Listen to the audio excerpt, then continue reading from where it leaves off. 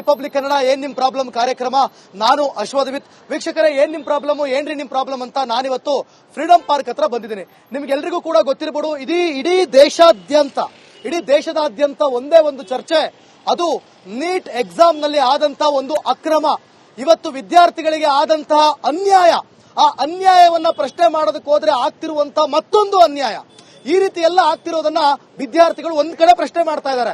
ಇದು ಜೆನ್ಯೂನ್ ವಿದ್ಯಾರ್ಥಿಗಳ ಒಂದು ಹೋರಾಟ ಆದ್ರೆ, ಮತ್ತೊಂದು ಕಡೆ ಆ ಪಾರ್ಟಿ ಈ ಪಾರ್ಟಿ, ಬಿಜೆಪಿ ಸಿಜೆಪಿ ಕಾಂಗ್ರೆಸ್ ಮತ್ತೊಂದು ಮಗದೊಂದು ಅಂತ ಇಲ್ಲಿ ಎಂಟ್ರಿ ಕೊಟ್ಟು ಇದನ್ನ ರಾಜಕೀಯವಾಗಿ ಟರ್ನ್ ಮಾಡಿ ಅವರಿಗೆ ಜೆನ್ಯೂನ್ ಹೋರಾಟಗಾರರಿಗೆ ಅದು ಸಮಸ್ಯೆಯನ್ನು ತಂದಿಡ್ತಾ ಇದ್ದಾರೆ ಅಂತ ಮತ್ತೊಂದು ಕಡೆ ವಾದ. ಸೊ ಈ ಎಲ್ಲದರ ನಡುವೆ ಗಲಾಟೆಗಳು, ದೊಂಬಿ, ನಮ್ಮ ಕಾನೂನು, ನಮ್ಮ ಸಂವಿಧಾನವನ್ನ ಮೀರಿ ಇದು ಇನ್ಯಾವುದೋ ಒಂದು ರೀತಿಯಲ್ಲಿ ನಮ್ಮ ದೇಶದ ಮರ್ಯಾದೆಯನ್ನು ನಾವೇ ಕಳ್ಕೊತಿದೀವ ಅನ್ನುವಂತ ಪ್ರಶ್ನೆ ನಿರ್ಮಾಣ ಆಗುವಂತ ಪರಿಸ್ಥಿತಿ. ಇವತ್ತು ವಿದ್ಯಾರ್ಥಿಗಳ ಪರವಾಗಿ ಬಂದಂತ ಒಂದಷ್ಟು ಸುಮಾರು ಜನ ಪ್ರೊಟೆಸ್ಟ್ ಮಾಡೋಕೆ ಅಂತ ಬಂದಿದ್ದಾರೆ. ಆದ್ರೆ ಅವರಿಗೆ ಫ್ರೀಡಂ ಪಾರ್ಕ್ ನಲ್ಲಿ ಅವಕಾಶ ಇಲ್ಲ. ಯಾಕಂತಂದ್ರೆ ಅದರದೇ ಆದಂತ ಕಟ್ಟಡಗಳಿರುತ್ತೆ, ರೂಲ್ಸ್ ಅಂಡ್ ನಿಯಮಗಳಿರುತ್ತೆ. ಸೊ ಇವತ್ತು ಪಕ್ಷಗಳನ್ನ ಕೇಳ್ತಾ ಇದ್ದಾರೆ, ಇವತ್ತಿನ ಸರ್ಕಾರವನ್ನ ಕೇಳ್ತಾ ಇದ್ದಾರೆ, ಮೋದಿಯನ್ನ ಪ್ರಶ್ನೆ ಮಾಡ್ತಾ ಇದ್ದಾರೆ. ಕರೆಕ್ಟ್, ಸರಿ, ಹೌದು, ಧರ್ಮೇಂದ್ರ ಪ್ರಧಾನ್ ರಾಜೀನಾಮೆ ಕೊಡಬೇಕು ಅಂತ ಕೇಳ್ತಾ ಇದ್ದಾರೆ. ಅದು ಅವರ ಇಚ್ಛೆ, ಅವರ ಅಭಿಪ್ರಾಯ, ಅವರ ಹೋರಾಟ, ಕರೆಕ್ಟ್ ಆಗ್ಲಿ. ಆದ್ರೆ ಇವ್ರನ್ನೆಲ್ಲರೂ ಯಾರಾದ್ರೂ ಹೈಜಾಕ್ ಮಾಡ್ತಾ ಇದಾರಾ, ಅಥವಾ ಮತ್ತೊಂದು ಮಗದೊಂದು ಆಗೀಗ ಒಂದಾಗಕ್ಕೆ ಹೋಗಿ ಎರಡಾಗ್ತಾ ಇದೆಯಾ ಅನ್ನುವಂತ ಪ್ರಶ್ನೆ ಬನ್ನಿ ಅವ್ರ ಹತ್ರನೇ ಮಾತಾಡ್ಸೋಣ.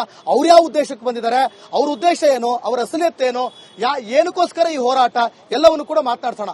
ಯಾರು ಮಾತಾಡಂಗಿಲ್ಲ ಅಂತ ಹೇಳಂಗಿಲ್ಲ ಅಲ್ಲ. ಸ್ಟೂಡೆಂಟ್ಸ್ ಎಲ್ಲರೂ ಯಾರ್ಯಾರು ಬಂದಿರಿ, ಎಲ್ಲರೂ ನಮಸ್ಕಾರ ಸರ್. ಏನ್ ನಿಮ್ಮ ಹೆಸರು? ನನ್ನ ಹೆಸರು ಭರತ್ ಅಂತ. ಭರತ್ ಅವರು ಯಾವರು? ನಂದು ತುಮಕೂರು. ತುಮಕೂರಿಂದ ಬಂದಿದ್ದೀರಿ, ಬೆಂಗಳೂರಿಗೆ ಬಂದ್ರಿ. ಹೌದು. ಹೆಂಗ್ ಗೊತ್ತಾಯ್ತು ನಿಮಗೆ ಇಲ್ಲಿ ಪ್ರೊಟೆಸ್ಟ್ ಆಗ್ತಾ ಇದೆ ಅಂತ? ಇನ್ಸ್ಟಾಗ್ರಾಮ್ ಮತ್ತೆ ಫೇಸ್ಬುಕ್ ಅಲ್ಲಿ ಎಲ್ಲಾ ಕಡೆ ವಿಡಿಯೋಸ್ ಅಪ್ಲೋಡ್ ಆಗಿತ್ತು. ಎಷ್ಟು ಗಂಟೆಗೆ ಪ್ರೊಟೆಸ್ಟ್ ಅಂತ ಹೇಳಿದ್ರು? ಪ್ರೊಟೆಸ್ಟ್ ಇದೆ ಇಷ್ಟು ಗಂಟೆಗೆ ಅಂತ ಹೇಳಿರಲಿಲ್ಲ, ಬಟ್ ಡೈಲಿ ಬೇಸಿಸ್ ಅಲ್ಲಿ ನಡೀತಾ ಇದೆ ಅಂತ ಹೇಳಿದ್ರು. ಸೊ ಅದನ್ನೇ ನೋಡ್ಕೊಂಡು ನಾವು ಇವತ್ತಿದೆ ಅಂತ ಬಂದಿರೋದು. ಹೌದು. ಎಷ್ಟು ಗಂಟೆಗೆ ಅಂತ ಹೇಳಿದ್ರು?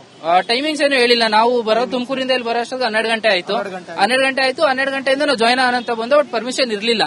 ಬಟ್ ಆದ್ರೆ ಇಲ್ಲೇ ನಾವು ಸೈಡ್ ಅಲ್ಲಿ ನಿಂತ್ಕೊಂಡು ನಮ್ದು ಏನಿದೆ ಚರ್ಚೆ ಮಾಡ್ಕೊಂಡು ತಿರ್ಗಾ ಮತ್ತೆ ಇನ್ನೊಂದ್ಸತಿ ಪರ್ಮಿಷನ್ ತಗೊಂಡು ಮಾಡೋಣ, ನಾಳೆ ಬರೋಣ ಅಂತ ಎಲ್ಲರೂ ಸೇರ್ಕೊಂಡು ಮಾತಾಡಿದೀವಿ. ಹ್ಯೂಮನ್ ರೈಟ್ಸ್ ಅವರು ನಮಗೆ ಸಪೋರ್ಟ್ ಮಾಡಿದ್ದಾರೆ. ಓಕೆ, ಈಗ ನೀವು ಯಾವ ಉದ್ದೇಶಕ್ಕೋಸ್ಕರ ಬಂದಿದ್ದೀರಾ? ನೀವೇನು ಫಸ್ಟ್ ಆಫ್ ಆಲ್, ನೀವು ಸ್ಟೂಡೆಂಟಾ ಅಥವಾ ಯಾವ್ದೋ ಪಕ್ಷದ ಪರವಾಗಿ ಬಂದಿದ್ದೀರಾ ಅಥವಾ ವಿರುದ್ಧವಾಗಿ ಬಂದಿದ್ದೀರಾ, ಹೆಂಗೆ?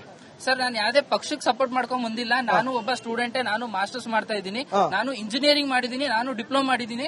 ಸೊ ಈ ನೀಟ್ ಪೇಪರ್ ಸೋರಿಕೆ ಏನ್ ಆಗಿದೆ, ಮೊದಲನೇ ಸತಿ ಸೋರಿಕೆ ಆಯ್ತು, ಓಕೆ, ಅದಕ್ಕೆ ನಾವು ಬೆಂಬಲ ಕೊಡೋಣ. ಆಯ್ತು, ಏನೋ ತಪ್ಪಾಯ್ತು, ಬಟ್ ಎಜುಕೇಶನ್ ಮಿನಿಸ್ಟರ್ ನೋ ಬೆಂಬಲ ಕೊಡಂಗೇ ಇಲ್ಲ. ತಪ್ಪೇ, ರಾಂಗ್ ಇಸ್ ರಾಂಗ್, ನೋ ಬೆಂಬಲ. ಅದನ್ನ ಅಕೌಂಟಬಿಲಿಟಿ ಏನಕ್ಕೆ ತಗೊಂಡಿಲ್ಲ.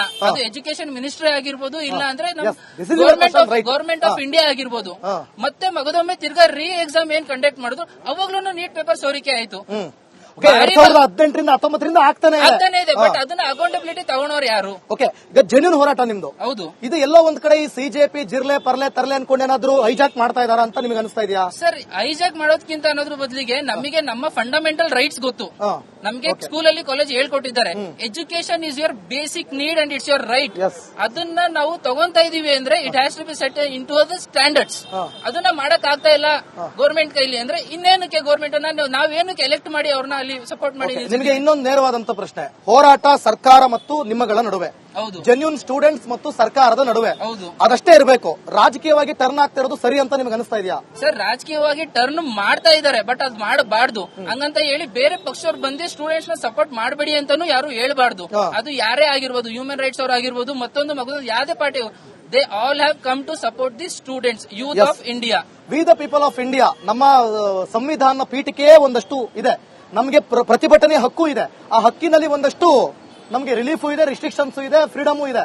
ಆ ಪ್ರಕಾರ ಆಗ್ತಾ ಇದೆಯಾ? ಪೊಲೀಸ್ನವರ ಮೇಲೆ ಹಲ್ಲೆ, ಆಯ್ತಾ, ಬ್ಯಾರಿಗೇಡ್ ಅನ್ನ ಬೀಳ್ಸೋದು, ಖಡ್ಗವನ್ನ ತೋರಿಸೋದು, ಇದು ಯಾವ ಸಂದೇಶ? ಇದನ್ನೆಲ್ಲ ವಿದ್ಯಾರ್ಥಿಗಳು ಅಂತ ಹೇಳಕ್ ಸಾಧ್ಯನಾ ನಾವು? ಸರ್, ವಿದ್ಯಾರ್ಥಿಗಳು ಅಂದ್ರೆ ಇವಾಗ ಒಂದ್ಸತಿ ಲಾಠಿ ಚಾರ್ಜ್ ಆಯ್ತು ಅಂದ್ರೆ ಹೌದು, ಅವ್ರೂ ಅಲ್ಲಿಂದ ತಪ್ಪಿಸ್ಕೊಬೇಕು. ಅದರಲ್ಲಿ ಸ್ಟ್ಯಾಂಪೇಜ್ ಆಗಿರ್ಬೋದು, ಇಲ್ಲಾಂದ್ರೆ ಮೋಸ್ಟ್ಲಿ ಇವತ್ತಿನ ಅಪ್ಡೇಟ್ ನಿಮ್ ಗಮನಕ್ಕಿಲ್ಲ ಅನ್ಸುತ್ತೆ.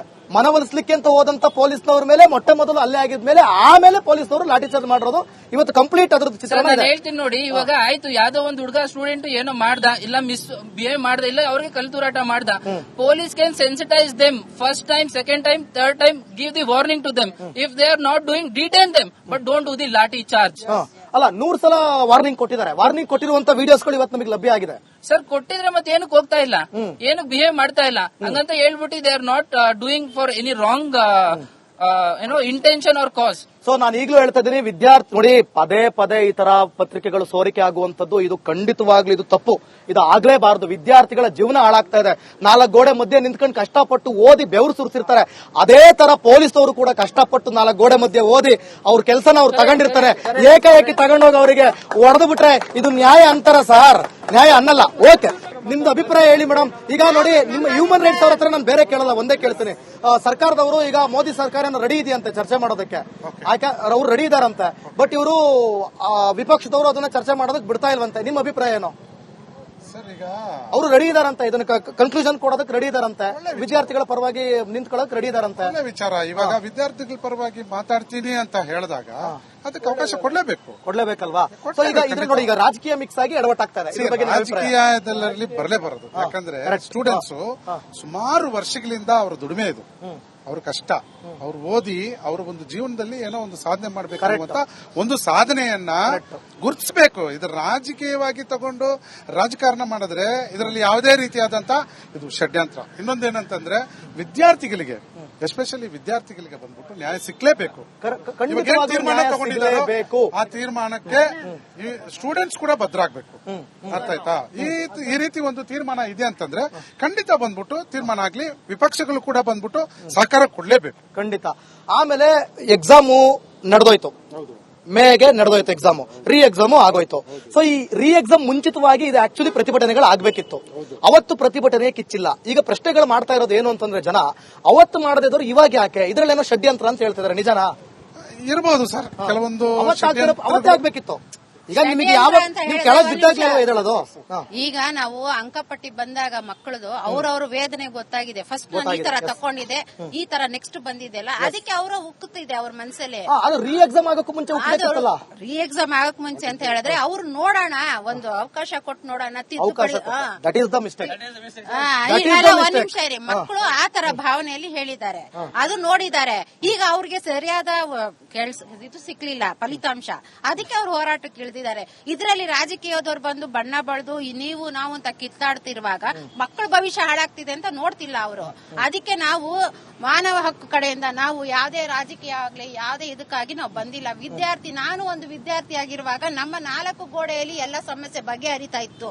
ಈಗ ನೋಡಿದ್ರೆ ಸಮಾಜದಲ್ಲಿ ಎಲ್ಲಾ ಕಡೆ ಒಂದು ಸ್ಕ್ಯಾಮ್ ತರ ನಡೀತಿದೆ. ಇದು ನೋಡಿ ನನ್ಗೆ ವೇದನೆ ಆಗ್ತಿದೆ. ನನ್ ಮಗು ಇದ್ದಾನೆ, ಮಕ್ಕಳಿದ್ದಾರೆ, ನಾನು ಒಂದು ತಾಯಿಯಾಗಿ ನುಡಿತಾ ಇದ್ದೀನಿ. ನಾನು ನಿಮ್ಮ ವಿದ್ಯಾರ್ಥಿಗಳ ಜೊತೆ ಯಾವಾಗ್ಲೂ ಇರ್ತೇನೆ, ಯಾವಾಗ್ಲೂ ನಿಮ್ ಜೊತೆ ಇದ್ದು ನಿಮ್ಗೆ ಯಾವಾಗ ಒಳ್ಳೆ ರೀತಿಯಾದ ಫಲಿತಾಂಶ ಸಿಗ್ತದೆ ಅಷ್ಟು ತನಕ ನಾನು ಹೋರಾಟ ನಿಮ್ ಜೊತೆ. ಸೊ ನಾವು ಇವಾಗ್ಲೂ ಹೇಳ್ತಾ ಇರೋದಷ್ಟೇ, ಸರ್ಕಾರ ಮಾತಾಡ್ಲೇಬೇಕು ಈ ಬಗ್ಗೆ. ನೀವು ಮಾತಾಡ್ಲಿ, ನಾವು ಮಾಧ್ಯಮ ಕಡೆಯಿಂದ ಹೇಳೋದಿಷ್ಟೇ, ಮಾತನಾಡ್ಲೇಬೇಕು.